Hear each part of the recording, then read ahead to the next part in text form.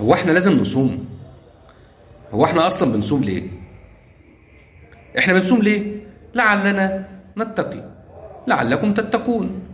فلو بقينا من المتقين هيكون الكتاب هدى لنا، ذلك الكتاب لا ريب فيه هدى للمتقين. فمن سبل التقوى الصيام. طب هو احنا لازم نصوم؟ لا، كتب عليكم الصيام، ازاي ما نصومش؟ هو كتب علينا، ولكن في تخيير، مش شرط، مش لازم، ومش مفروض. بمعنى كتب علينا القصاص، ولكن لو اللي له حق سامح وعفى خلاص. كتب علينا ان احنا لو هنكتب وصية قبل ما نموت، بس لازم؟ لا. فكتب علينا الصيام، هل لازم؟ لا. والدليل ان من يطيقونه عليهم فدية طعام مسكين. يعني انت لو قادر تصوم، قادر تصوم، ولكن مثلا الصيام ممكن يبقى عامل سلبي ليك في بعض الامور، ما تصومش، بس تطلع فدية طعام مسكين. فدية طعام مسكين ده بديل للصوم، ما هو للصيام عفوا.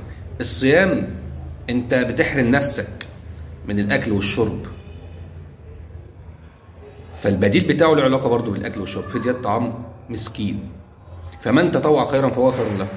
والله اللي عاوز يعني يعمل الاثنين، يصوم ويطلع فدية، فخير، يعني في الحالة دي خير لك. وأن تصوموا، ربنا بقى قال وأن تصوموا خير لكم.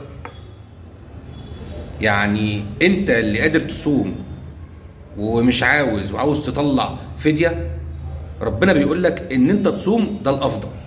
بس والله تختار بقى، أنت عاوز تطلع فدية طلع فدية، تمام كده.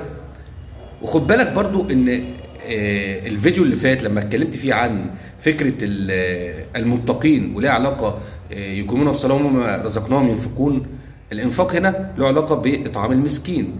وبرضو لو رحنا الآية 177 في سورة البقرة، ربنا بيقول: ليس البر أن تولوا وجوهكم قبل المشرق والمغرب، ولكن البر من آمن بالله واليوم الآخر والملائكة والكتاب والنبيين وآتى المال على حبه. وآتى المال على حبه ذوي القربى واليتامى والمساكين وابن السبيل والسائلين وفي الرقاب وأقام الصلاة وآتى الزكاة. أكتر من نص الآية بيتكلم عن الإنفاق، عن الصلاة الاجتماعية، مساعدة الغير، المسكين، إطعام المسكين، فدية.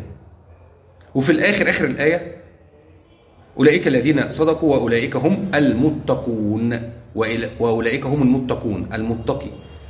يبقى الصيام لعلكم تتقون، ومن ضمن شروط أو صفات المتقين الإنفاق في سبيل الله.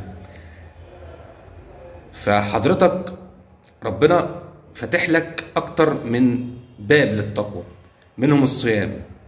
ولو أنت مش حابب تصوم او مش قادر تصوم، انت ولا مريض ولا على سفر، بس مش قادر تصوم، الفديه بتاعتك طلع اطعام مسكين. بس ربنا في الاخر قال لك ايه؟ وان تصوموا خير لكم. عشان كده نصيحتي صوم. لو انت مش حابب، لا صوم، ما تطلعش فديه طعام مسكين، او اعمل الاثنين عشان تتقي بزياده، تبقى متقي بزياده فتنول الهدى اللي في الكتاب. المرة الجاية إن شاء الله هتكلم في نقطة مهمة جدا جدا جدا ليها علاقة بالدعوة. الدعوة مش معناها إنك تدعي ربنا يعمل لك كذا وكذا وكذا ويجيب لك وفلوس.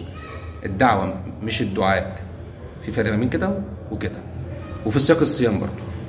شكرا والسلام عليكم.